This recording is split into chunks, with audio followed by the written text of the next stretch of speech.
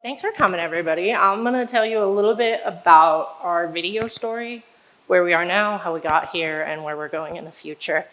Like Chris said, design technology manager at Shepley. I'm out of Phoenix. I have a background in architecture. I consider myself a maker, designer, data nerd.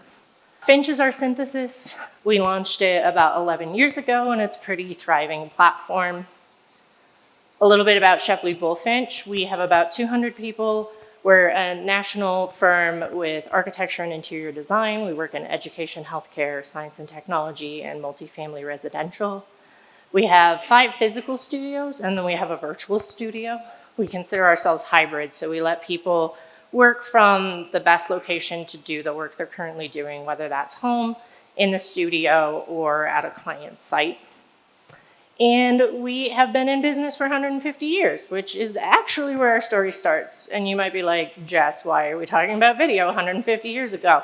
But it's really important to our culture.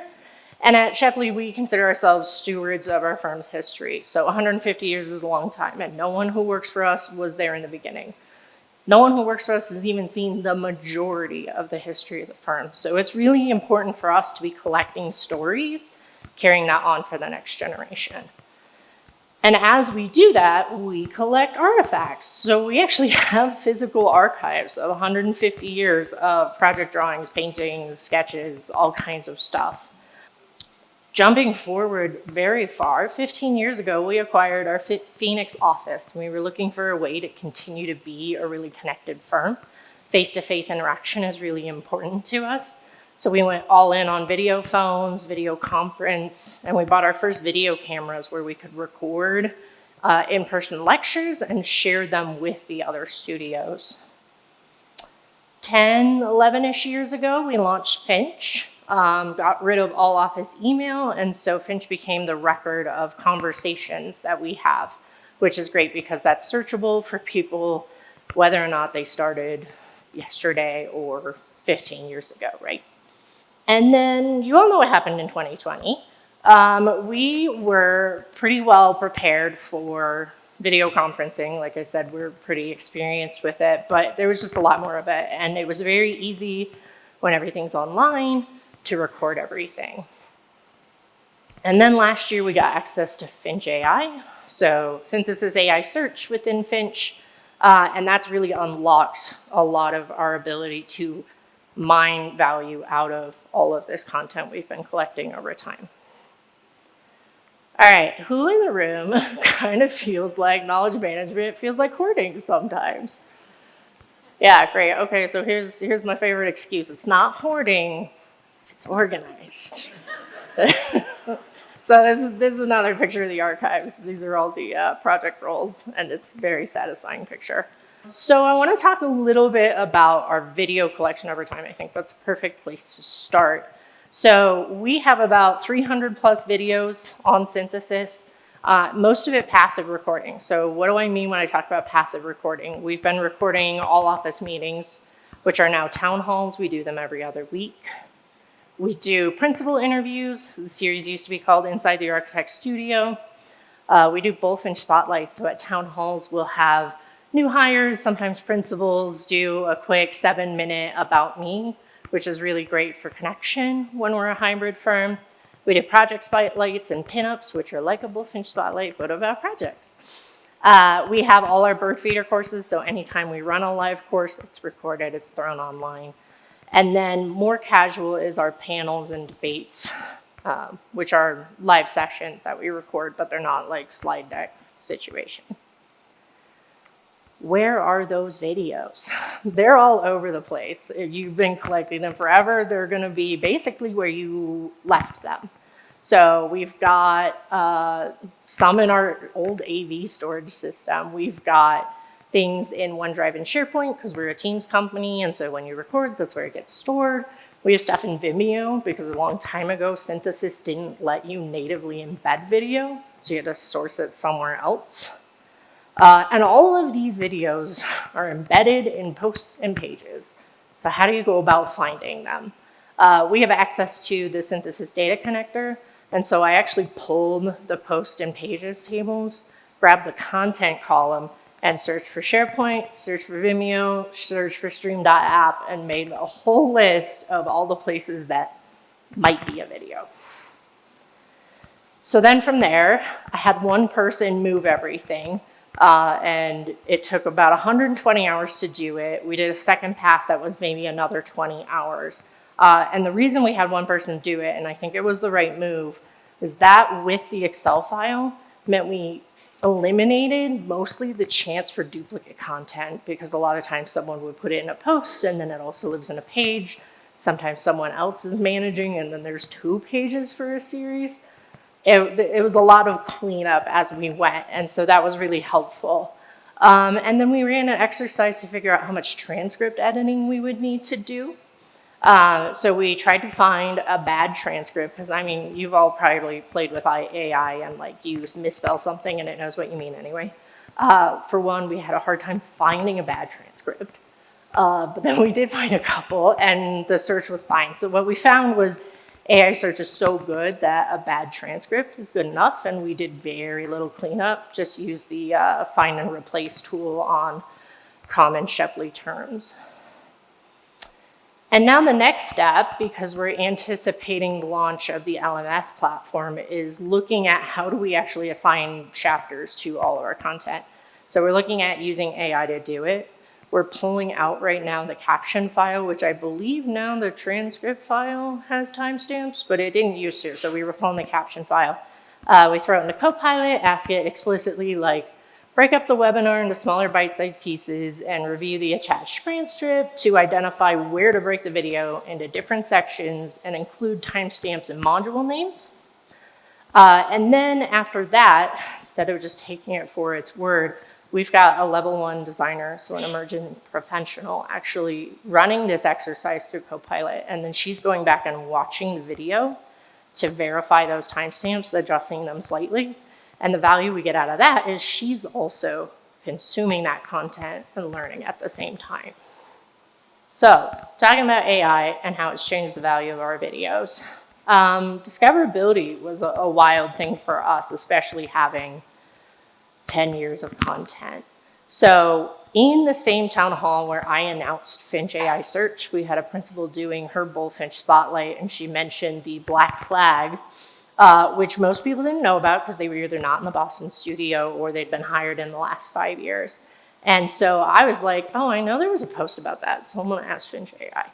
And I got an incredibly detailed response that I was not expecting, of the full history of the black flag, which is a flag they would hang over people's desks when they turned 30 years old, and it's been a thing for decades. And you'll notice on the side that it's not just those posts from the pandemic, but there's also an Inside the Architect studio where someone told this story, and that's where it's getting that really rich history. And we're finding through the AI search a lot of stories that you would think like, oh no, that's not on the internet, kind of are in side conversations. So if we think about that, we can start thinking about direct knowledge capture, like how do we leverage stories?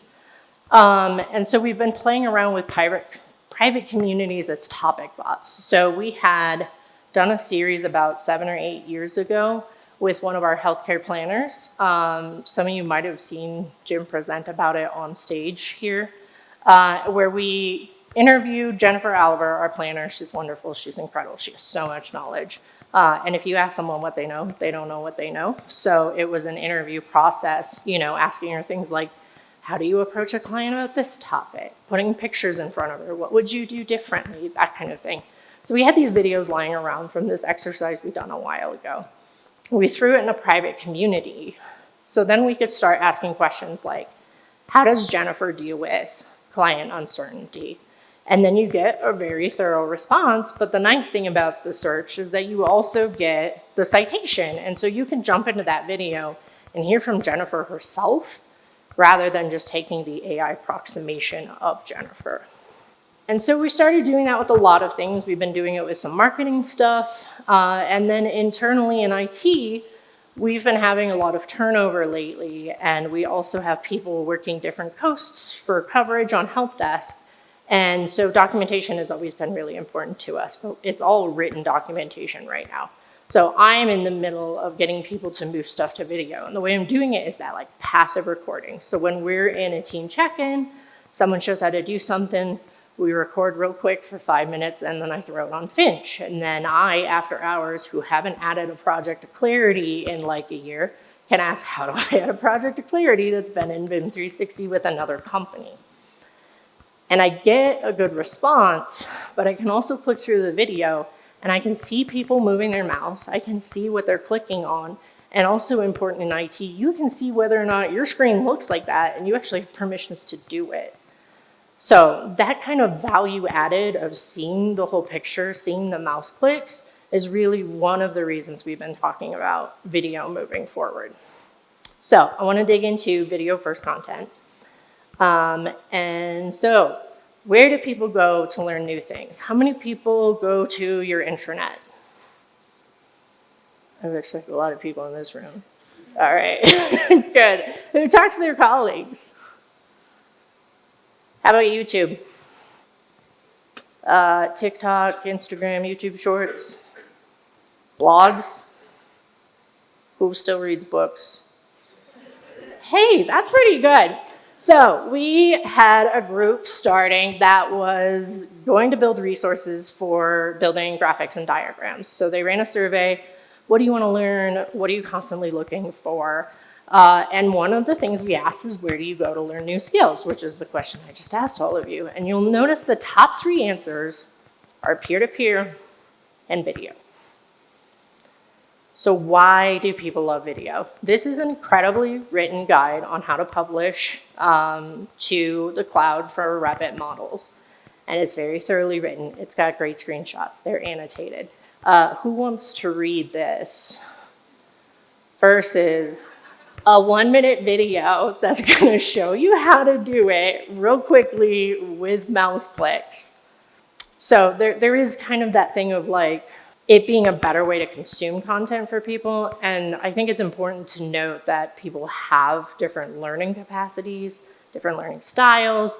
Not everybody's in an environment where it's effective to watch a video or even like have audio on. So there is a lot to think about, which is why we're not getting rid of writing completely. We're actually doing a strategy that involves both.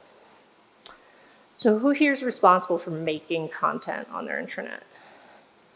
Excellent, excellent, excellent. So digging into the types of content that I'm going to talk about, we have shorts, and that's kind of like your 1 to 3 minute TikTok style, like one topic, real fast, clean edit, novel content. We have clips. Those are clipped out of larger videos. It's a little bit longer. It's a full like chunk of a topic, but then you can use that opportunity to click through to your longer content and use it to surface things that people might find interesting. We've got video on demand courses. Those are around 20 to 30 minutes. Those live online and are direct to camera, and people can reference them as needed. We have recorded Birdfeeder sessions, which were live sessions, a lot longer, and people can go back if they missed it or reference it to someone who's maybe newer and missed it. We've got recorded conversations, those town halls, passive recordings we talked about earlier, and then your external video, which we're not going to get into now, but that's like things that you source from outside people. So I'm going to do some case studies, and we're going to break it up by effort. So we're going to start with low effort, and that's like your short form and your clip video. So Geek Tips was our first foray into shorts. Geeks is what we affectionately refer to our IT department. And so I feel like anytime I run an experiment, it's always easier to start at home. So Geek Tips was an 8-part Finch Post campaign. The videos were under 3 minutes, single topic, like Miro sharing settings, how to bulk resize images, 3 ways you can use AI in your work today. We used the Clipchamp's record and share feature. Editing would take between 5 minutes to an hour, depending on the amount of editing you need to do. You could do a quick record and share like I did for Miro settings. This one here jumps around to a lot of things and takes a longer edit. And that's skills that you do have to build, but as you build that skill, it gets faster over time.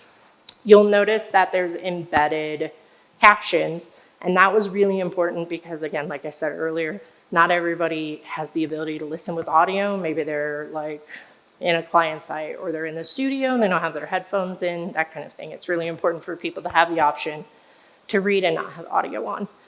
But now we're also finding that voiceover is critical because the transcript is how the AI search mines content from those videos.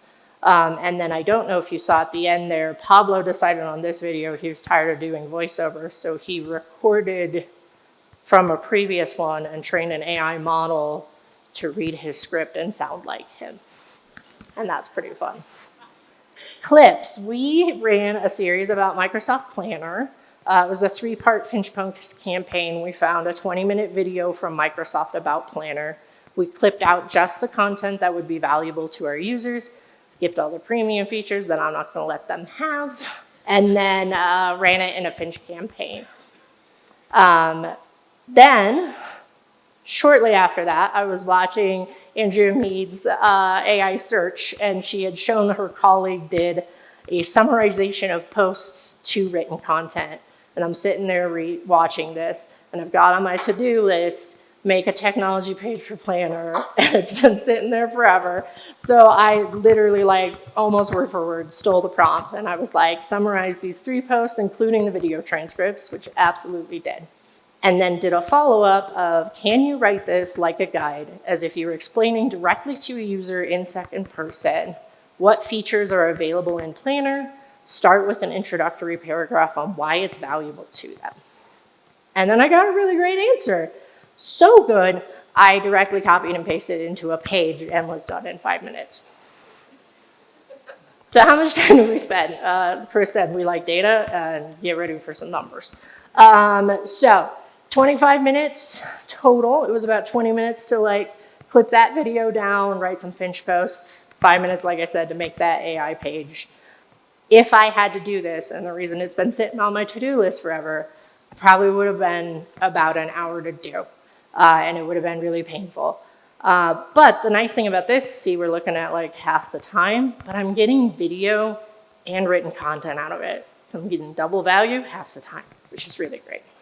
Medium effort, making content from your content. So Ropes Course. Ropes Course is an introductory series we do. It's cohort-based. It's for emerging professionals. We wait till enough of them have started to run this. It's 10 courses. Each one is taught by a different subject matter expert.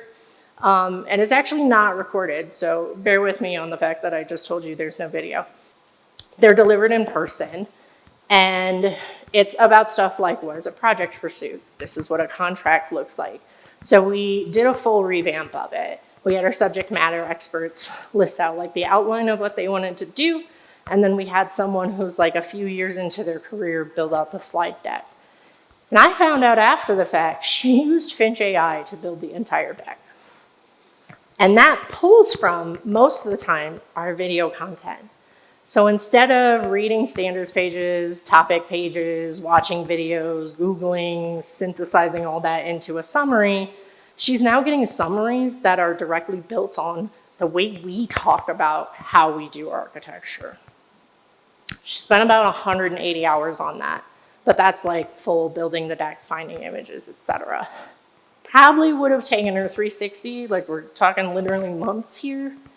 And that's because, again, she would have had to go to so many sources, figure it out, synthesize it, give it to people, synthesize it further, because how do you get a really big topic down to a little bit? I think, though, you could extrapolate from that, right? You could start using the AI to build scripts for new content based on your more passive casual content. So we tied it back to video.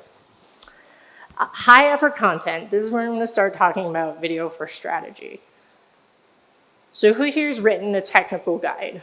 How to export a BIM model, fill out a timesheet, update your LinkedIn. Right, okay, so most of you are familiar with the process, but I'm going to dig in anyway.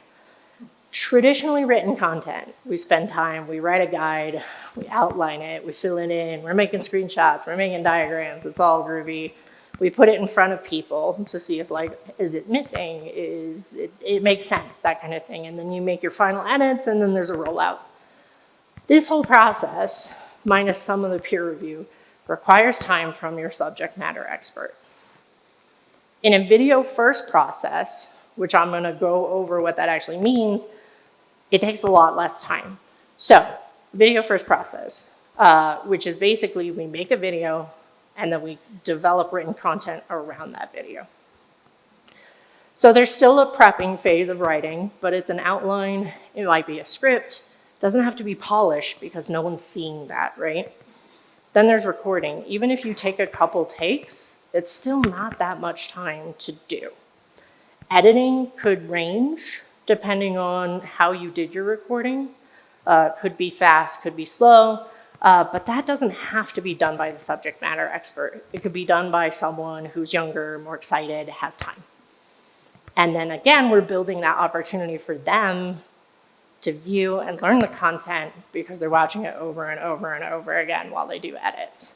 Peer review, so much faster because instead of reading a whole page, trying to think about it, follow along, go back to the page, it's now just watch the video, send some notes.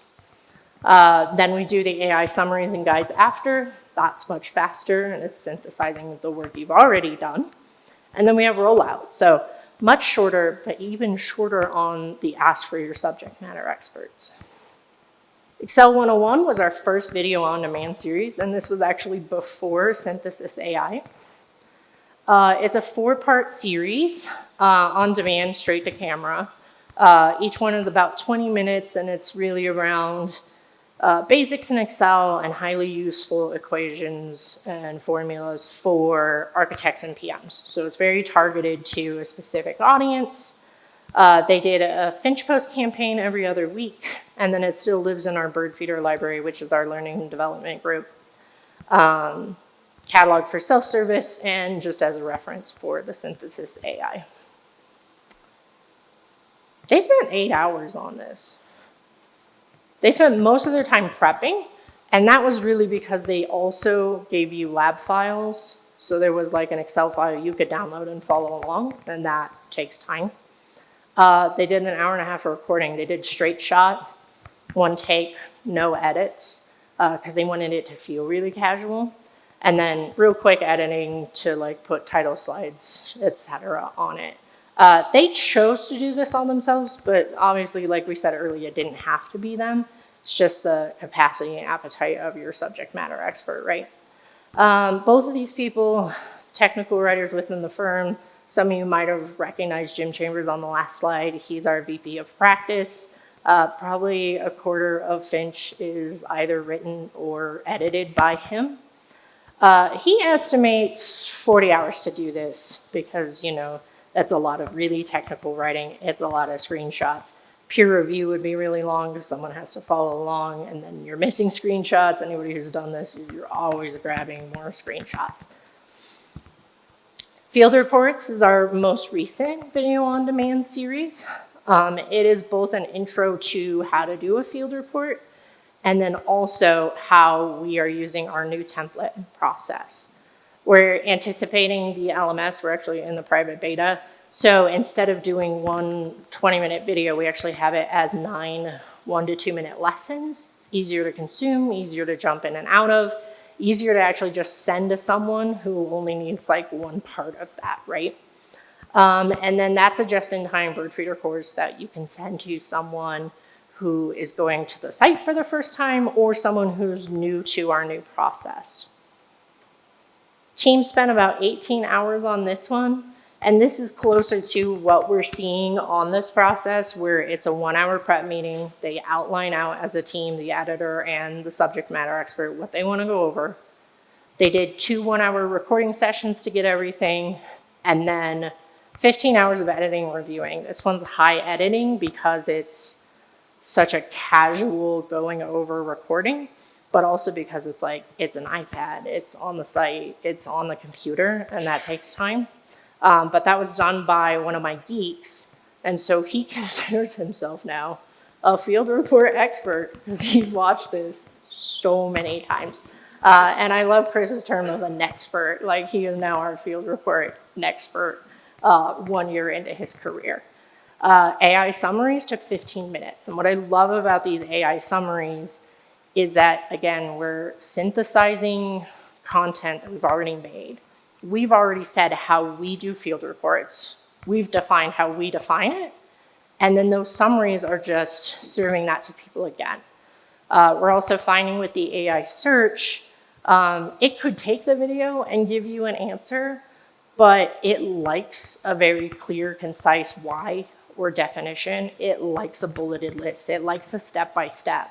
So that's kind of a way we're able to verify AI answers, put that on a page, then the next time someone search, it's more likely to be exactly how we've stated in writing. And so we're getting better AI answers through that kind of like verified feedback loop.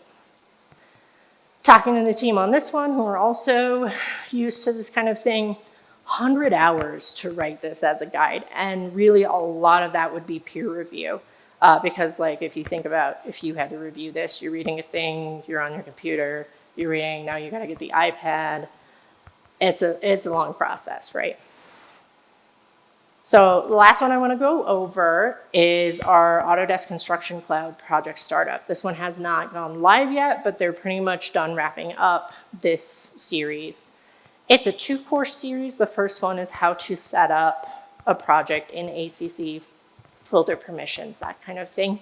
And then the second one is really around like, how do you set up your model for success on the project? So 2 courses, this one's 6 lessons each, and these are longer, they're like 5 minutes, it's kind of beefier sections. Also a just-in-time Birdfeeder course, you can hand it to someone who's starting a project for their first time, someone who's new to ACC, but it's also like a really great reference for someone who hasn't started a model in 2 years. It's a great reference for Finch AI to pull that resource when people ask a question. So 36 hours on this one, very similar process to the field report. They did a 2-hour prep meeting. They did one single afternoon, 3-hour recording session. They just went through everything. And then 30 hours of editing and reviewing, again, doesn't require the subject matter expert. And then 1 hour of AI summaries and guides. And that was really because it was fine-tuning the prompt because we're putting actual like technical step-by-steps in that page for anybody who doesn't want to watch the video, right? So the actual ask of the subject matter expert, if you're looking at this, is like 5 to 6 hours, right? Versus what they would have done is like 200 hours. And again, that's that highly technical, lots of beta review, lots of screenshots, etc. So what I want to leave you with is the idea that like we're not just saving time, right? We're looking at 1/5 of the time, maybe a 20th of the time on our subject matter experts. But we're getting that value add of 2 different types of content. We're getting video and written. We're getting the opportunity to bring people who are younger in their career into the process. So they're learning, and it's not as much of an ask on our subject matter experts. And we're just really getting more value in less time, making more time for us to build more content and more value for the firm. So we're never done. Here's what's next. We're thinking a lot about what's the future role of video in knowledge management and learning development. We're part of the LMS beta, like I said, and there's a lot of conversations about like, what does good video look and feel like? As we've been doing video on demand for the last few years for some of our launches, it's really started to feel like that's a better way to consume content. If you watch like a live recording, those are great live sessions. There's stories that give context. People are asking questions. Like those people, like it's a great live session. You're engaging everybody. But when you're someone watching it after, it feels a little wasteful of your time. And everybody in the current beta group is having a conversation of like, are we treating those people like second-class citizens? Would it be better to do just video on demand? So we were thinking we were just gonna lift everything over a second time, because remember, we had to move everything into synthesis already. And now we're just thinking about like, how do we identify what's good? Do we rebuild stuff? That kind of thing. So it's very much a slow down process right now. We're also looking a lot at AI. We talked about doing AI for chapters. Really easy next step is gonna be AI for building quizzes after. You could get the AI to not just build a quiz that's like, oh, test your knowledge. It's like, give me 3 key points out of this lesson that is good to reinforce, format as a quiz. Can we find a tool that'll automatically split and edit the videos for us? That's saving us a lot of time, right? Can we review our entire content catalog and identify what's good to move over to the LMS? Right now, it's only got transcripts, right? But will there be tools in the future that can look for audio quality, number of pauses, number of interruptions, number of people talking, or people talking over each other? That's not something we can see right now. And then another thing is, can we review our content catalog and identify personas and learning paths and assignments? So a couple weeks ago, I actually dug into Copilot Studio, grabbed a bunch of transcripts, asked it to identify, give me a description, identify learning objectives, and then I also plugged in a bunch of job titles we have and asked it, who do you think in our firm this would be critical knowledge for them to learn? And it starts pulling a list of people. I think as we start developing more functional roles, that's going to be great. We also have what we call baseball cards, which is like where people self-identify their skill level. You know, can we pull that in and then see like, oh, instead of just someone's going to be a model manager, assign them all this stuff. It's like more individually directed. So they're a model manager that already says they're a Revit expert. We can skip some of it. So that's kind of what we're thinking about right now. Thanks for coming and listening to my story.